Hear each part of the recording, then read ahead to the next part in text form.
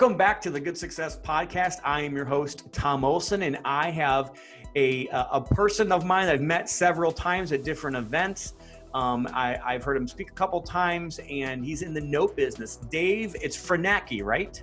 Dave Franecki. Franecki. Oh, wow. I've always heard it pronounced Franecki by other people. I apologize. That's because, Tom, you're close to Milwaukee where all my relatives are. That's probably it. Yes, we are close to Milwaukee, and those Wisconsinites up here talk a little funny, right? So it's, you got it. Franecki? Franecki. Franecki. Okay, Right. There is an A there. Yes, I should actually say Franecki. So It's all good. And where are you coming from us today? Or where are you at today? I'm in Phoenix, Tom. I've been here for 23 plus years now.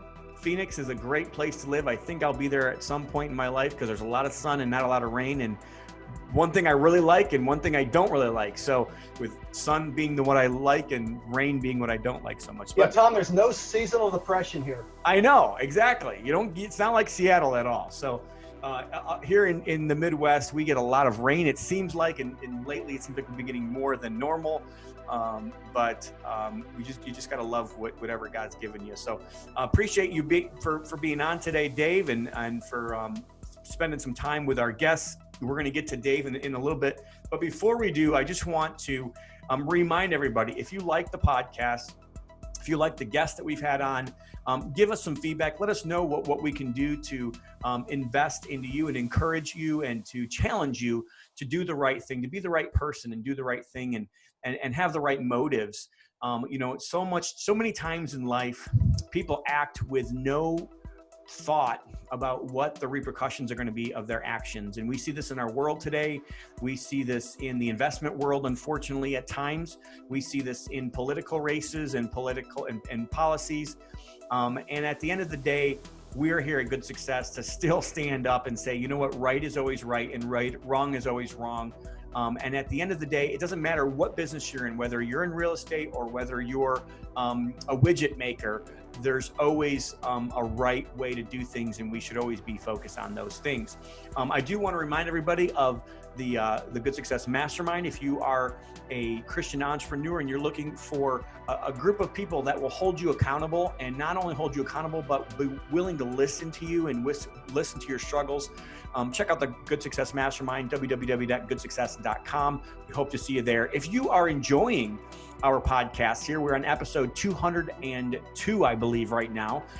If you're enjoying those, please go to iTunes and give us a 5-star review. That would really help us and help our ratings and help really get the message out. So tell your friends, share this if you're watching this on Facebook or YouTube with other people. Hit subscribe if you're on YouTube, and be able to get the message out that there are still people out in this world that do believe in doing good and do believe that good success is sometimes better than great success. A lot of people that have this massive amounts of what the world calls success end up hurting people or end up doing things and not being morally right in order to get that way. So I just encourage everybody else to do the right thing and be those right people.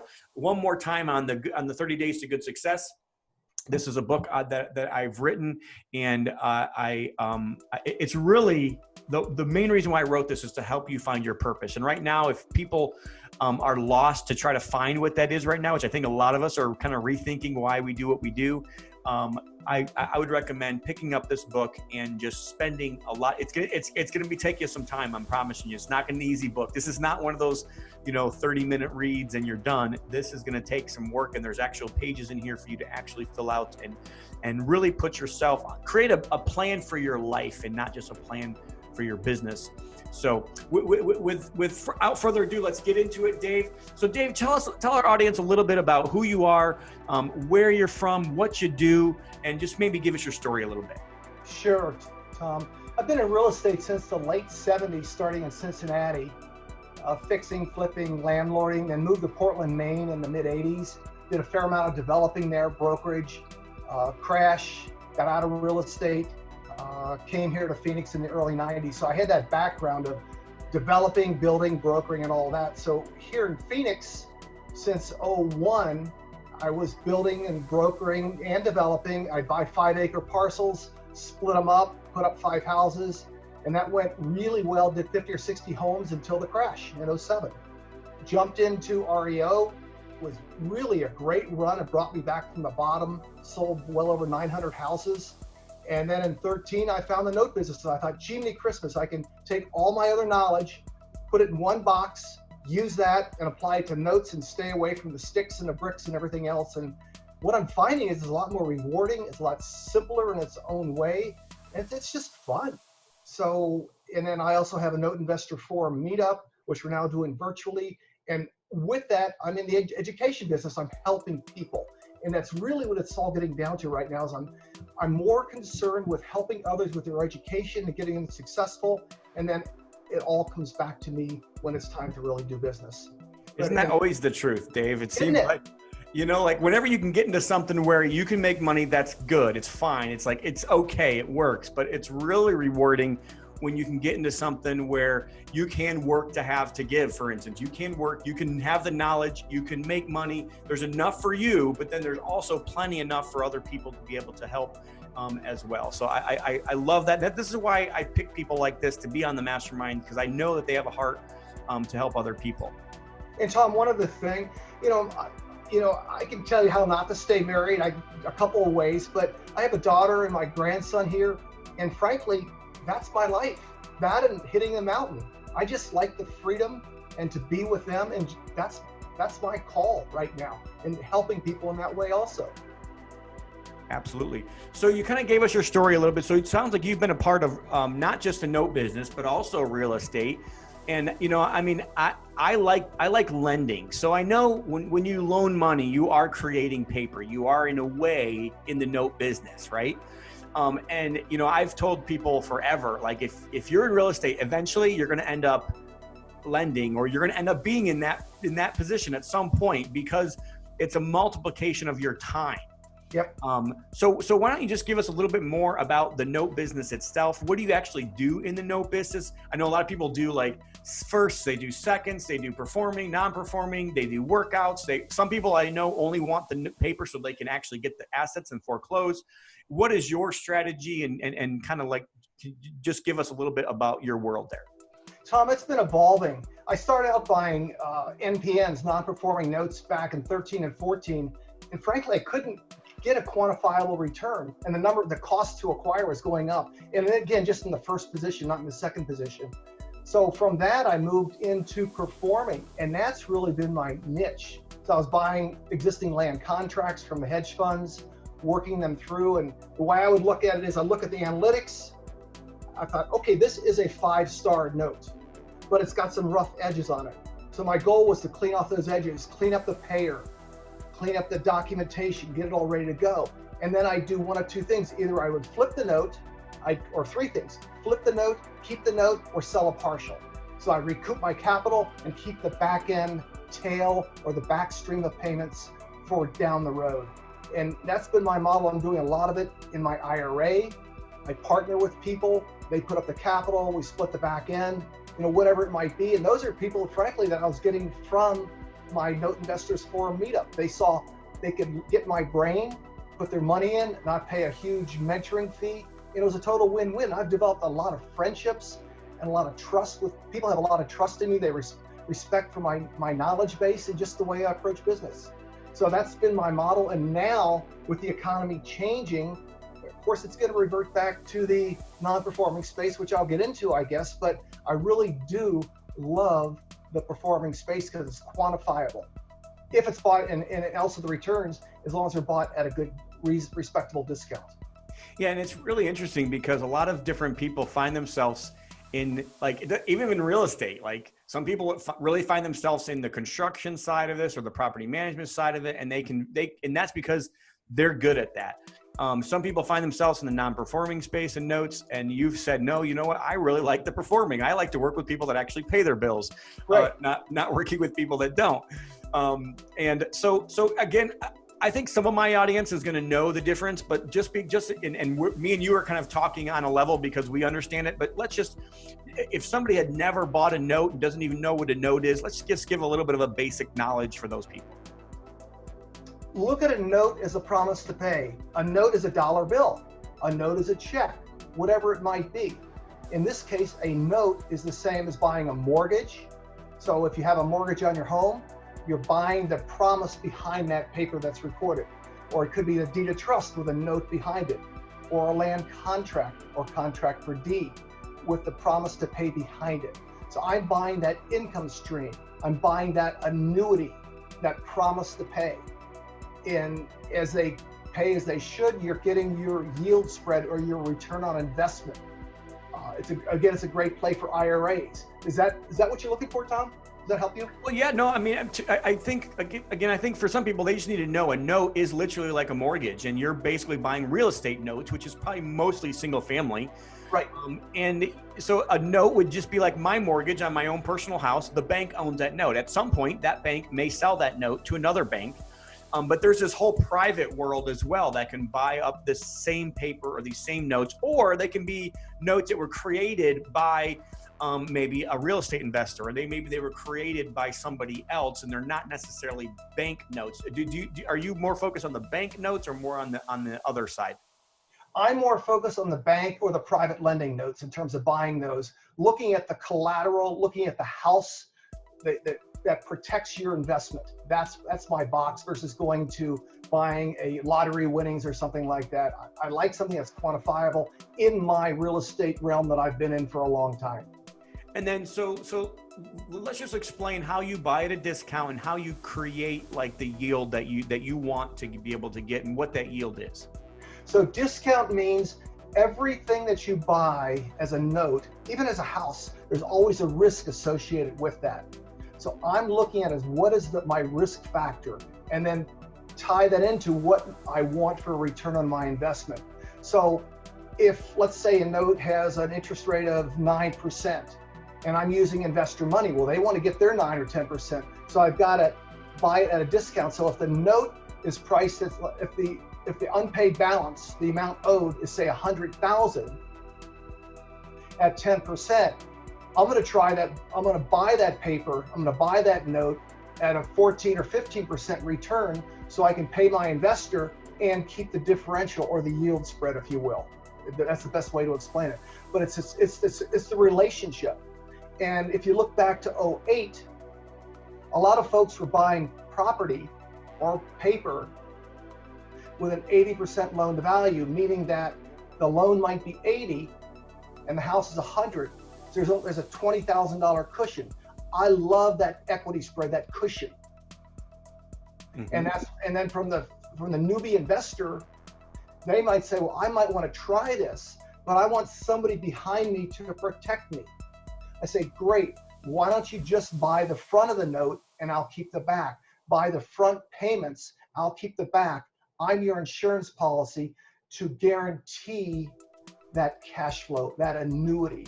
So for that buyer, it's a set it and forget it type situation.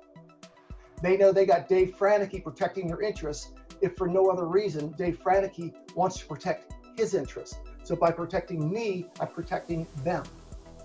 And that's a total win-win. So let's just say somebody were to invest in one of these notes and they're making their 9 or 10%, right? And if you do sell off the front of this, then basically is that first investor making his 9 or 10% then on those? He absolutely is. And then you don't make any money until he gets basically all of his payments. That's correct. And then so basically what you're saying is if Dave wants to get paid, he's got to make sure I get paid. It's the best insurance policy they've got. And then, and your investment in the deal might be infinity because you may not have any of your own money in the game if somebody else is putting up the money. And that's totally fine because so let's just say I did a deal with you, all right? So I said, hey, here's $100,000. Let's get this deal done. I'm going to get a 10% return yield on my money, right? So I get my money paid back to me in say 7 years, and you got like 4 or 5 years left of payments on the back end. Correct. What happens if that payer stops paying in year 3? Let me give you a real example. I had a note in Mishawaka, Indiana. That's not far from you. I think it's pretty close. It's about 2 hours. Yep. Okay. So the payer we thought was a little bit weak on the front end. So we got past that. And I bought the note and immediately sold a partial to an investor friend of mine. And they were tickled to death. 3 years later, the payer, the borrower, their medical issues cropped up again, and they did a bankruptcy. So my partial buyer said, what do we do? And I said, no problem. I'll continue paying that. We'll work through this. They said, no problem. Every couple months, just send us a check. It was all good. So then eventually with the bankruptcy, and I was doing all this stuff in the background. So my payer they were just watching. They knew me, but they knew what was going on. So the bankruptcy court, we asked them to have the payer or the lender, or the borrower rather, sign the property over to us. So that gave me the opportunity to fix it up. In the meantime, my partial buyer, I'm continually paying. When we eventually sold the house, my partial buyer got all their unpaid money back and all the payments to them. They said their yield was 11% and they were thrilled. But they knew, because I said I was going to do what I was going to do, that it would happen. It was a total win. So basically what you're saying is if I do a deal with you, then you're the one that's going to make sure that it's going to happen on the back end. So it not only is the borrower securing it to a certain degree, and I use the word security, maybe not in the proper word there, but it's almost as if the relationship with Dave now is really the valuable piece in this whole puzzle. It's everything. Well, Tom, you've heard the phrase, it's not the deal, but the deal maker. That's everything in my community. And I know it is in yours too. Absolutely. And there's a statement that goes around, especially in our circles, that says your network is your net worth. But and I keep saying, I keep bringing this up, and I think a lot of it's because it's biblical and it kind of teaches this in one of Jesus's parables. But your network is not only your net worth, it's also your survival plan. Like if I was an investor and I didn't know what I was doing, like I could have been completely lost in a deal like that. But since I have that network, it's not only just my net worth, but it's also my survival plan for when things don't go right. And you really find out the people you really want to be in business with, not when things are going good. You find out who you really want to be in business with when things are going bad. So it's almost right now, everybody's talking about opportunities. And I've been talking about opportunities as well. I did a Quest webinar, tell everybody right now in real estate, where it looks like things are flowing and where, the blood's going to be. And really single family seems to be like the shining bright right now, the bright light, because, especially affordable under $250,000 housing seems to be, the place where it cannot go down in value right now with how much money that we've printed. It's almost just impossible. Right. You can't build these houses for this much money. It just doesn't make sense. So at the end of the day, that's a great thing to be thinking about, but really the bigger opportunity right now is not necessarily the real estate. The bigger opportunity right now is the people. It's the relationships. It's the fact that you're going to be able to see the really good people versus the bad people right now. It's so obvious, isn't it, Dave? Yeah. Can I share an example with you, Tom? Yes, sir. So we know that there's going to be challenges coming down the road.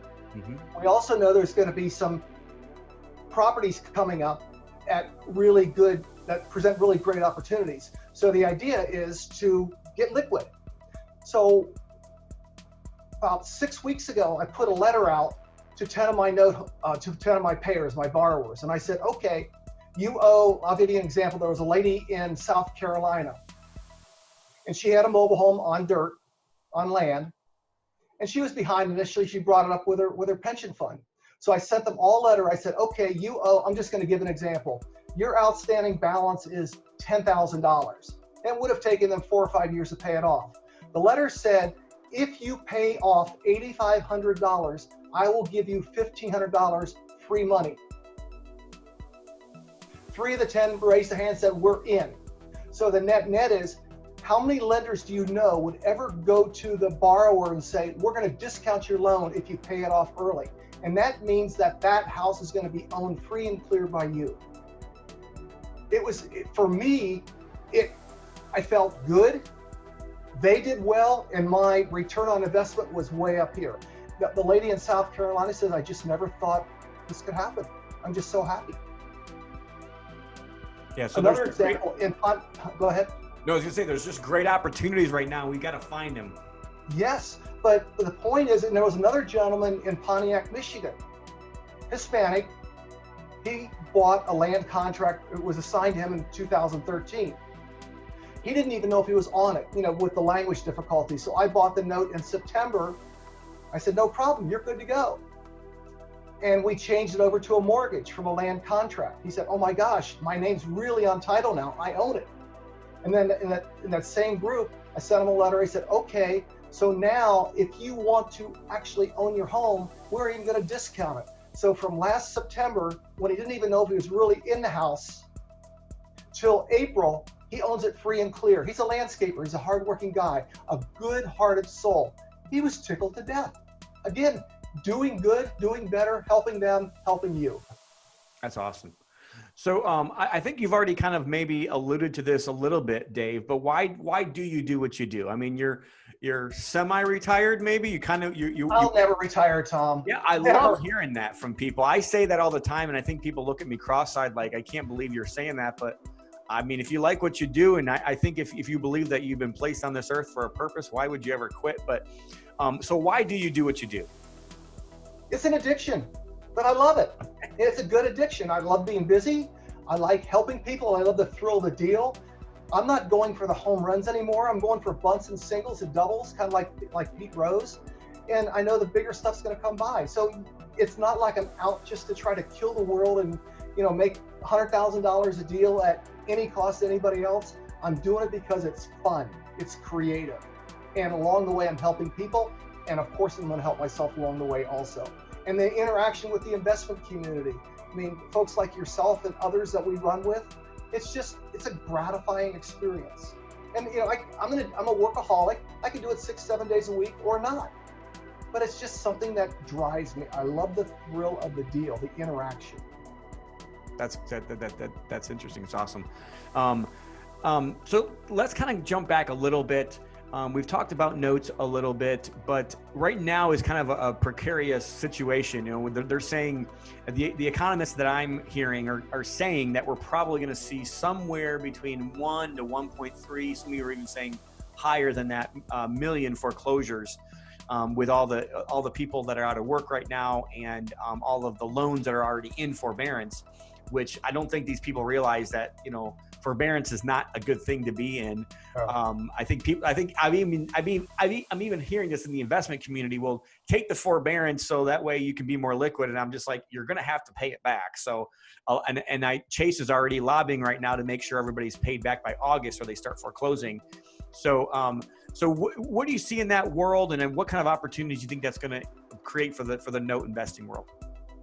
I think it's going to be phenomenal.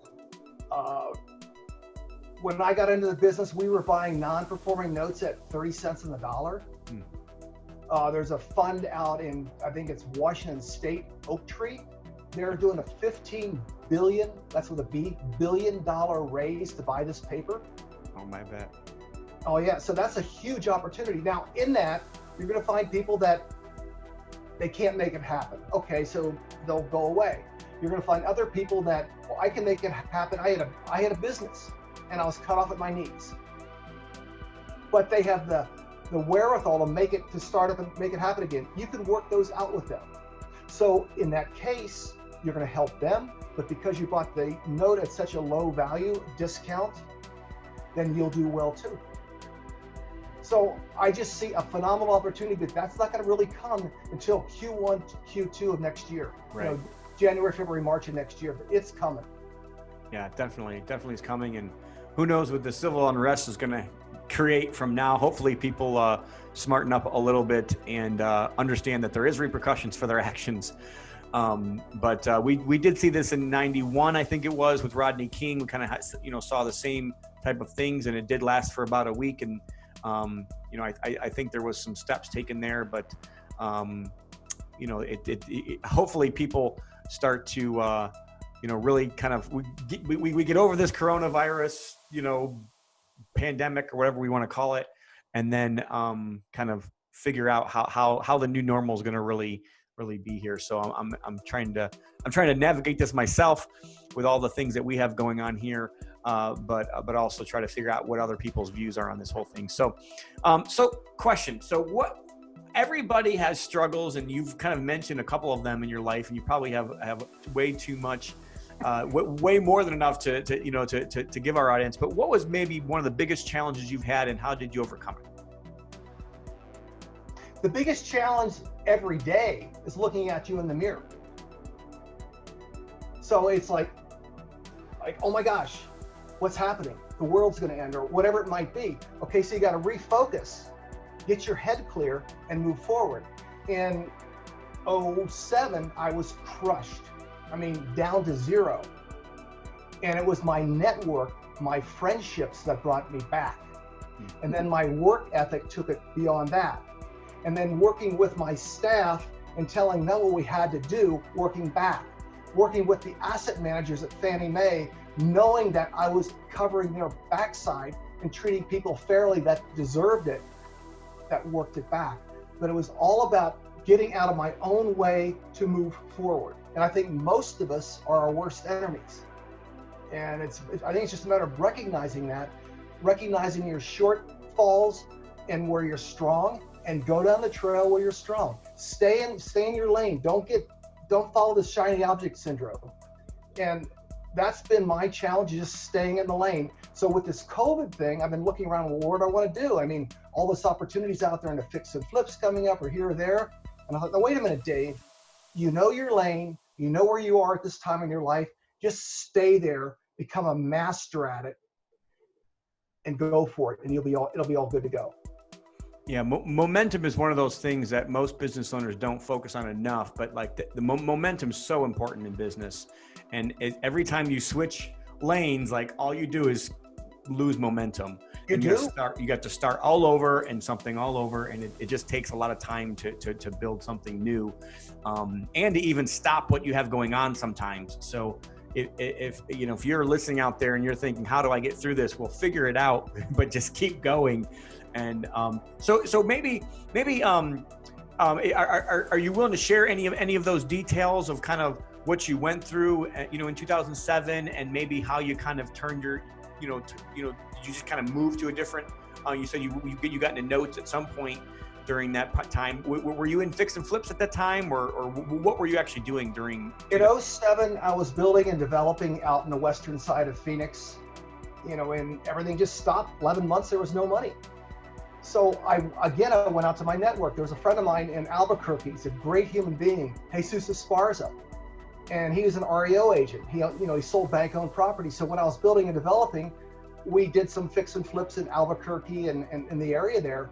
And I, quote unquote, Dave was making all the money in building and developing, and Jesus was just this lowly REO guy.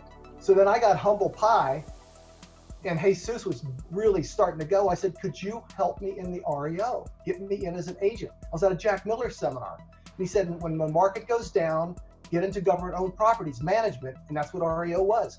So again, my network, as you were talking about earlier, your network is your net worth. He helped me. We had that relationship of trust. So I had to, again, get out of my own way and say, okay, you're toast. It is what it is. What's your basic? At that time, my basics from way back in the day was agency. I worked with Jesus. I developed a network. I used my experience to get in with Fannie Mae, and that took me off. But I was just getting past that attitude, if you will, and then working through my own financial issues that accompany with a downfall. And that was humbling. Yeah. Because I was quote unquote the man when I was building and developing. Of course, that's only in your own mind. Yeah, we're always the hero in our own mind, aren't we? Yeah. And I think that's so key. So normally I kind of follow up that question with what did you learn? But really, you kind of told us what you learned there, is that a lot of times we have to humble ourselves. I mean, God says that He exalts the humble, and a lot of times that's really what holds most people back. What holds most people back is that their own foolish pride or their own ego won't get out of the way, and they won't go ask for help. And that's what you did. You went and asked your buddy that what you kind of thought was just selling your houses or selling your developments to everybody. He was just a piece in your puzzle, but you had to humble yourself and say, hey, can you help me? And I think that some of the most powerful questions in the entire world are, number one, can you help me? And number two, how can I help you? Like, if people could just learn to ask those two questions, there's a whole world of opportunities and a whole world of freedom and a whole world of help, if you're on the needing side of that help, that you can gain from just being humble enough to just either, ask for help or be willing to listen to what somebody else is going through and listen to how you can actually help them. I see it too often with people. You're talking to them and like they're only just thinking about the next thing they're going to say, and they're not really engaged to try to hear that problem. But there's so much more value. And just think about it. Like, you think sometimes people are complaining, but there's a power in knowing what their issue is, because you might have the solution to it. And if you do have the solution, guess what? That's value. And that's really, everybody says focus on what value. Well, that's how you find out what value you can bring to people's lives. I'd like to add something, Tom. At that time, I was renewing my real estate license down at the real estate commission. There was a gentleman there. He said, "So, gee, how many homes do you think you can sell a month?" I said, I'm sure I could sell 10 a month. He says, "Man, that's awful hard." I thought, well, what? So that drove me to say, just to prove him wrong or prove that I could do it, to the point where I was closing 35 and 45 a month as an REO guy. And then now, even at my age, I'll be 71 in September. Have you ever heard of Harvey McKay? He's an inspirational speaker out of Minnesota. Mm-hmm. So he just put out a book titled "You Haven't Hit Your Peak Yet." I see that in your background there. Yeah. And so it's like, it's a pride thing, if you will, but really it's like, no, God gave me skills and talents. Why not use them? He gave me a good brain. Why not use it? You can help people along the way. Why not? Absolutely. 100%. Totally agree. Love it. So, what exciting project, you kind of alluded to this maybe a little bit. You started this meetup group and you started maybe coaching or mentoring people. You did also talk about, instead of paying a bunch of money to a bunch of gurus to learn a bunch of stuff, like, I think sometimes people can learn just as much by just being an investor. And I mean, I think there's two ways for those people. Number one is the education route. But if you go the education route, understand that doesn't get you anywhere. It doesn't get you anywhere until you actually go out and do the deal. So the wisdom of the deal is where the money's really made. Or you can partner with somebody else or work with somebody else and let them go through all that brain damage and let them learn all the stuff that needs to be learned. And you just, obviously there's a trust that's got to be built there. Right. But, I always feel like there's two ways to be able to get into real estate and to be successful at it. One is, like I said, the educational route and to learn it by your own hard knocks. The other way, which I believe if you're smarter and have a little bit of means, I think the investing with somebody else is probably the better way to learn. But that's just my opinion. Some people still want to do it themselves. That's fine. But just tell us a little bit about, what exciting project you have going on, or what are you working on now? I'm working on two bids now. One is with an investor in Texas, in a large city there. He's a flipper. He owns a lot of rentals. He does a lot of seller carry origination. So he has, I think, 55 homes. So he's looking to get liquid so he could take advantage of. He didn't want to sell his notes. So I said, okay, why don't you let me buy some partials? Or it's like a hypothecation where it's a promise. So I'm buying a number of front end payments on all of his notes. That is going to be really good. And he's going to get what he wants and I get what I want. Now, along the way, what's unique, Tom, is he says, I don't know anything about notes. I said, no problem. So in my first conversation, I shared with him a servicing company go-to. I shared with him what partials are all about. And I also share with him about a loan origination in terms of an RMLO, the party that pre-qualifies the seller finance buyers. And he said, why are you doing that? I said, because if I help you along the way, the karma's going to come back to me. So I was developing trust. So where am I at in this thing? Yes, I want investors to work with me, but I tell them, you can get my brain. It's cheaper than paying one of the other large mentors out there, 40 grand. You get me, you don't have to put the money out and you're making money. So I really do like that. And then I'm getting into other consulting on asset protection because there's gonna be a lot of bankruptcies coming up. The people that went through the hurt that I did caused me a lot of pain to avoid a bankruptcy. So if I can help somebody to get through that and get paid along the way, why not? So that's what I'm focusing on. And then with all that, branding myself that way, so people see who Dave Franecki is out there on the social media campaign. Awesome. So it sounds like you got your hands full, staying busy. Yes, for sure. And So, you know what, Tom? With these, so you're what, in your mid-40s? Yes, sir. Okay. So your brain works differently than mine. It's easier for you to adapt to the social media than somebody of my age. So that's a challenge in itself of getting out of my way. That's true. Absolutely. And honestly, my brain doesn't work very well for social. I understand Facebook, but the rest of them kind of throw me for a loop. I have to hire people for a lot of that. So you got it. But anyways, it's been a pleasure talking to you so far, Dave. So I thought you said that you might, are you doing some kind of mentoring, or are you doing some kind of, is there a way that people, our audience can engage with you in anything that you have as a product, or is it just more relationships that you're looking to try to build? Well, they can, if they're looking for notes or in terms of getting education, they can go to the Capstone Capital USA site and get the Note Holders Handbook. It's an educational format. It shares a lot about the note business.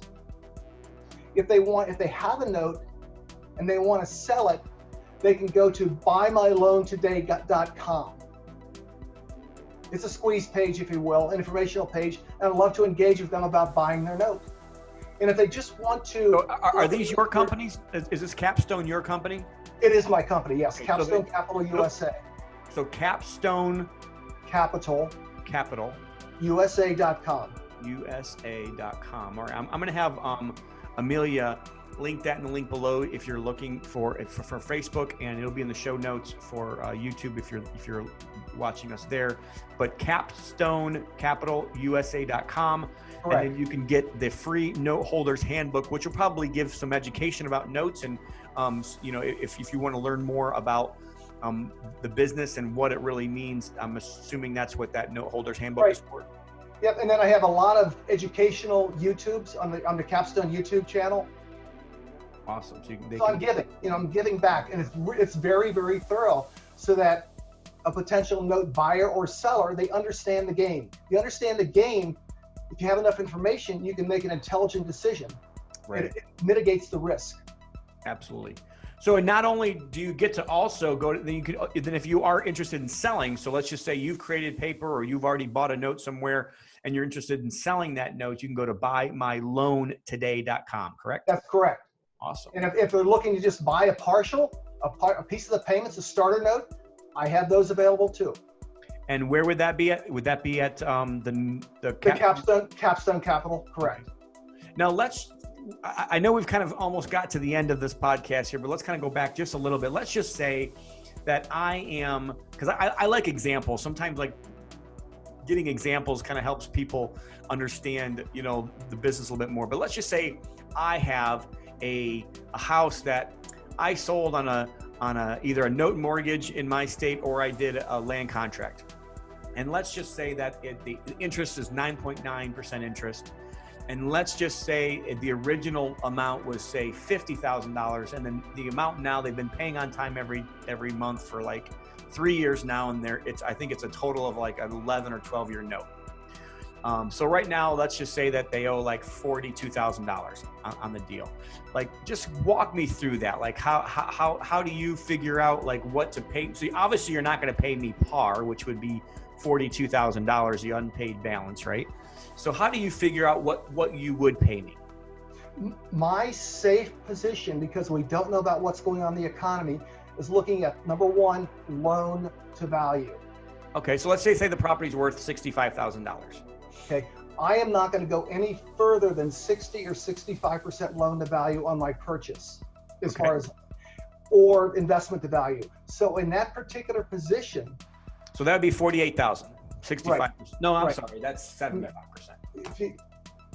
Yeah. So you're probably, so let's just do something. 5 is 30. So 35,000. So in that particular position, that seller, their best scenario is to sell a piece of the note.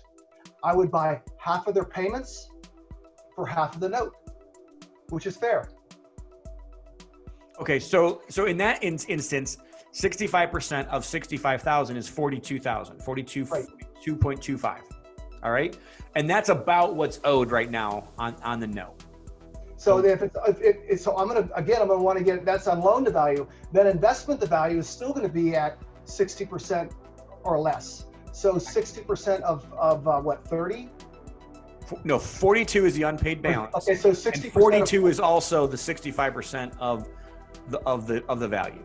So I've got to look at it this way. If that note goes upside down, and let's say I paid 35,000 and the house is worth 50, if I get it back and there's $20,000 worth of work in it, I'm underwater. Sure. So I'm going to pay less than 60% for that of the unpaid balance. And that's why, from that seller's perspective, Tom, it's better for them to just sell some of the payments. So you're only going to pay at the most, and you'll only pay 60% of the 42. Yep. Okay, so let's just say times 0.6. So then we're at $25,000. So basically, like, you're looking at buying a first that's performing and never, even though it's basically a 10% note, you're still wanting that at another pretty steep discount. So you're going to pay $25,000 for a $42,000 note. And then however you can sell that off at that point, like, the rest of that is just kind of gravy on your end as far as right. profit. But again, Tom, for that note seller, the homeowner that's selling that note, their best situation is just to sell half of the payments. It minimizes the discount, and they can always resell some of that later to me down the road. I gotcha. And then obviously it's the next payments that they're selling off. So like they would sell off the next, 6 years of payments or 4 years of payments. Or whatever it might be. That's all. Or it might buy 25% of the payments for 25% of the unpaid balance. And then it also puts that other person in a position that is going to want to make sure they help you if something does go bad with the deal. Right. Or in my case, if it goes, since I am the pro at it, I'd work it through and we do it together in sync. But right. I'd be driving the carriage, steering the boat. All right, cool. So I appreciate that. I think that's good information for lots of people out there that might be interested in selling their notes. And if you are, you can go to buymyloantoday.com. And if you're interested in more information, please connect with Dave. I've known him for several years now and heard all good things. And I really try to make sure that we are careful about who we have here on the Good Success Podcast. And again, I'm not really promoting him as doing any business with. You don't have to, but if you're interested in the stuff that he has, obviously, check him out at capstonecapitalusa.com. So, it's been great having you on, Dave. I appreciate you taking the time. If somebody wants to connect with you, is that the best place? Is just the website, or do you have another way to connect? They can call me directly too, Tom. Okay. At 480-232-5477. And even if they just have a question, call me. Yeah, good deal. It's funny because some people don't want to give out their numbers, and I'm like, the more people that have your number, the less people that call. I don't know why that is, but that's just the way it is sometimes. Hey, it's all good. Worst case is they waste 2 minutes or 5 minutes. Absolutely. Yep. All right. So we've got 2 more questions for you, Dave. And I asked these 2 questions to everybody that comes on the on the Good Success show, probably back to like episode 50 or something like that. So these 2 questions are something that everybody has to ask, or everybody has to answer. And the first question has to do with good success, and good success means a lot to us here at Good Success. For us, it's the right kind of success. It's way more than just, having money. But when you heard that term, good success, what did you think about? So what does good success mean to you? To me, it means 2 things. The other person wins and you win. So it's just not the colloquial win-win scenario. It's like, treat somebody fairly, it'll all come back to you. You do enough of that, you're going to be successful. And of course, success is whatever you determine that to be. In my mind, I'm treating them fairly, I'm making a fair profit. They're ahead, I'm ahead. That's good success in my mind. Awesome. So basically win-win situations, and if you help other people get what they want, and you can also help get what you want as well in that's great. Love it. Thank you so much. Right? Yep, absolutely. Love it.